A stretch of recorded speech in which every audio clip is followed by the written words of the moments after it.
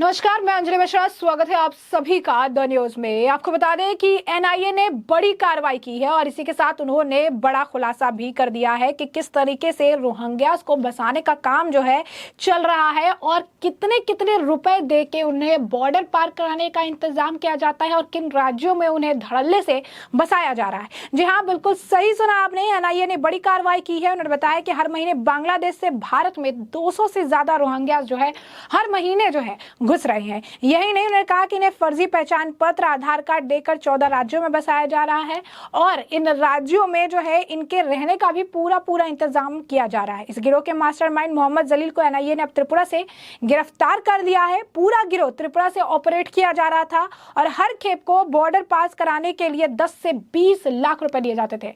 यानी रोहिंग्यास को अगर आप कहेंगे कि पूरी तरीके से अलग अलग राज्यों में बसाने के काम करने वाले गैंग का भांडाफोड़ हुआ है और इस गिरोह का जो मास्टरमाइंड है उस मोहम्मद जलील को एनआईए ने गिरफ्तार कर लिया है। तो एनआईए को बड़ी सफलता हाथ लगी है, क्योंकि इस वक्त अगर आप देखोगे कि बहुत ज्यादा डेमोग्राफिकल चेंजेस जो है वो कई अन्य राज्यों में देखने के लिए मिल रहे हैं, क्योंकि अन्य आप कह सकते राज्यों से आए रोहिंग्यास, बांग्लादेशीज वगैरह को बसाया जा रहा है और इस वजह से अगर आप कहेंगे कि देश के रिसोर्सेस पर काफी ज्यादा इसका इफेक्ट देखने के लिए मिल रहा है।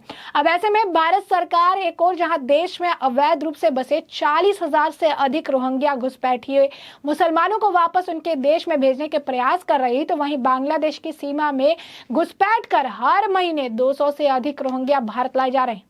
इसके बाद इन रोहिंग्या मुसलमानों को फर्जी पहचान पत्र देकर देश के 14 राज्य असम, पश्चिम बंगाल, त्रिपुरा, मिजोरम, मेघालय, जम्मू कश्मीर, हरियाणा, पंजाब, मध्य प्रदेश, उत्तर प्रदेश, राजस्थान, महाराष्ट्र, गुजरात और केरल में बसाया जा रहा है। यह सब कार्य अंतर्राष्ट्रीय मानव तस्करी गिरोह द्वारा किया जा रहा है। अब एनआईए की टीम ने इस मानव तस्करी गिरोह के मास्टरमाइंड जलील मियां को गिरफ्तार किया है। उसने पूछताछ के दौरान कई चौंकाने वाले खुलासे किए हैं। एनआईए जलील से उस गिरोह के अन्य संदिग्ध के बारे में भी पूछताछ कर रही है। त्रिपुरा से गिरोह चला रहा था। आरोपी 10 से 20 लाख में करता था घुसपैठ। तो आरोपी जलील मियां त्रिपुरा का रहने वाला है। उस पर एनआईए ने 1 लाख रुपए का इनाम घोषित कर रखा था। जलील मियां पकड़े गए गिरोह के मुखिया जीवोन रुद्रपाल उर्फ सुमन का पार्टनर है, जिसे एनआईए ने पहले गिरफ्तार किया था। जलील मियां के सहयोगी जज मियां और शंतो अभी भी फरार है। एनआईए उनकी तलाश कर रही है। ये सभी मानव तस्करी के गिरोह को त्रिपुरा से ही ऑपरेट करते थे। जलील को पहले भी एनआईए ने 8 नवंबर 2023 को उसके घर पर गिरफ्तार करने का प्रयास किया था, मगर वो फरार होने में कामयाब रहा। इसके बाद एनआईए ने उसके गिरोह के 29 लोगों को गिरफ्तार कर लिया था। जांच में सामने आया कि बांग्लादेश में मौजूद गिरोह के लोग भारत में बसने की चाह रखने वाले रोहिंग्या मुसलमानों को 10 से 20 लाख रुपए जो है उनमें उन्हें सीमा पार करवा कर भारत पहुंचाने और यहां पर फर्जी पहचान के जरिए बसाने का पैकेज दे रहे हैं। भारतीय लहजे में हिंदी बोलने की भी ट्रेनिंग दी जाती है ताकि राज ना खुले।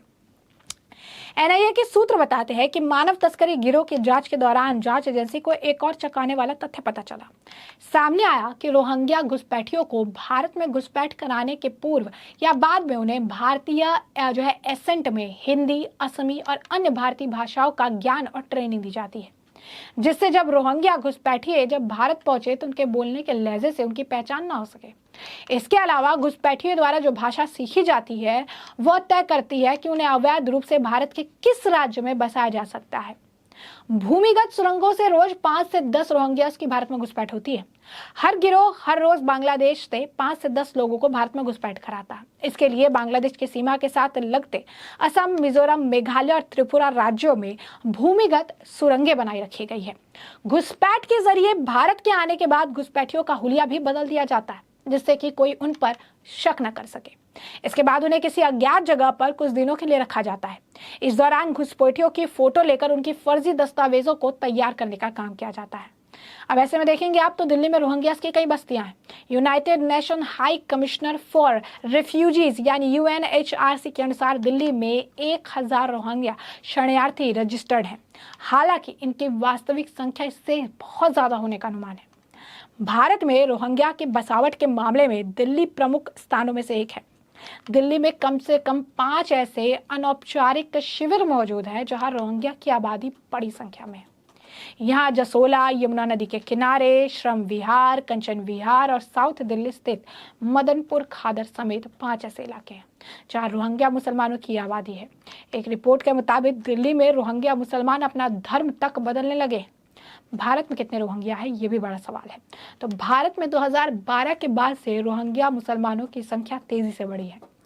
गृह मंत्रालय ने UNHRC के हवाले से बताया कि भारत में दिसंबर 2021 तक 18,000 रोहिंग्या मुसलमानों के होने की जानकारी मौजूद है। और बताया कि किस तरीके से कई हजारों की संख्या में जो है रोहिंग्या मुसलमानों के होने की जानकारी जो है यानी ऑन पेपर जो है मौजूद है, लेकिन इससे ज्यादा काफी ज्यादा रोहिंग्या जो है जो इस वक्त यहाँ मौजूद है। 2017 में मोदी सरकार ने राज्यसभा में बताया था कि भारत में करीब 40,000 रोहिंग्या आबादी अवैध रूप से रह रही है।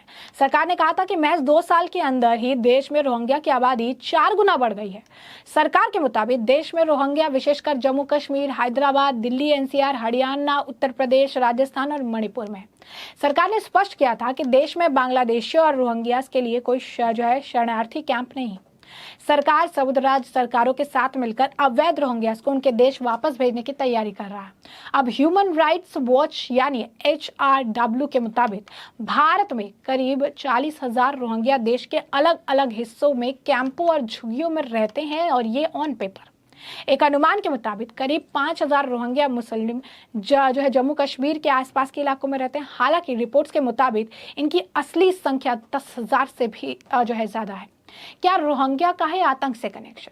बॉर्डर सिक्योरिटी फोर्स यानी BSF के DG KK शर्मा ने 2018 में कहा था कि देश में अवैध रूप से रोहिंग्या की बड़ी संख्या में आना देश की सुरक्षा के लिए खतरा है। उन्होंने कहा था कि रोहिंग्या के आतंकी संगठनों से लिंक की संभावना को खारिज नहीं किया जा सकता है। रिपोर्ट्स के मुताबिक रोहिंग्या छोटी मोटी चोरियों से लेकर लूटपाट, हत्या और डकैती जैसे बड़े अपराधों में शामिल रहते हैं। कुछ रिपोर्ट्स के मुताबिक 2020 में दिल्ली में शाहीन बाग और जफराबाद में हुए CAA प्रोटेस्ट में सैकड़ों की संख्या में रोहिंग्यास ने ही हिस्सा लिया था। रिपोर्ट्स के मुताबिक राजनीतिक दलों ने वोट के फायदे के लिए कई रोहिंग्यास के राशन और आधार कार्ड तक बनवा दिए हैं, जिससे अवैध रूप से रह रहे कई रोहिंग्यास की पहचान भी मुश्किल हो गई है। वैसे अब तक भारत में किसी आतंकी हमले में किसी रोहिंग्या रेफ्यूजी का हाथ होने का लेकर कोई आधिकारिक रिकॉर्ड तो नहीं है, लेकिन इसे डिनाई भी नहीं किया जा सकता है कि जिस तरीके से रोहिंग्यास को बसाया जा रहा है और जितनी तादाद में ये अगर आप कहेंगे कि है पूरी तरीके से जो है जिस तरीके से इन्हें बसाया जा रहा है, जिस तरीके से एक बड़ा डेमोग्राफिक चेंज इन राज्यों में देखने को मिल रहा है, चाहे अगर आप देखेंगे बिहार की अगर हम बात कर ले, चाहे अगर आप देखेंगे पश्चिम बंगाल की हम बात कर ले, और यहाँ पर सबसे बड़ी बात अगर भारत पे अगर हम बात कर ले, कैपिटल की बात कर ले, दिल्ली की अगर हम बात कर ले, तो राजधानी में भी जिस तरीके से रोहिंग्यास की बड़ी से बड़ी बस्तियां देखते देखते बस जा रही है, ये कई तरह के सवालों को जन्म दे रही है। NIA ने बड़ी कार्रवाई करके रोहिंग्यास को बसाने वाले इस गिरोह के मास्टरमाइंड का पर्दाफाश तो किया ही है, कई सारे बड़े खुलासे भी किए हैं और अब इसके ऊपर सख्त से सख्त कार्रवाई भी करेगी। लेकिन बड़ा सवाल यही है कि रोहिंग्यास के आने पर पूरी तरीके से लगाम किस तरीके से लगाया जा सकता है, इस तरीके के गिरोह पर किस तरीके से लगाम जो है कसी जा सकती है। तो ऐसे में हमने आपको जो पूरा मामला है ये बड़े विस्तार से बताया कि पूरा मामला क्या है। अब इस पूरे मामले पर आपकी भी जो राय हो कमेंट सेक्शन में कमेंट करके जरूर से जरूर साझा करिएगा। धन्यवाद।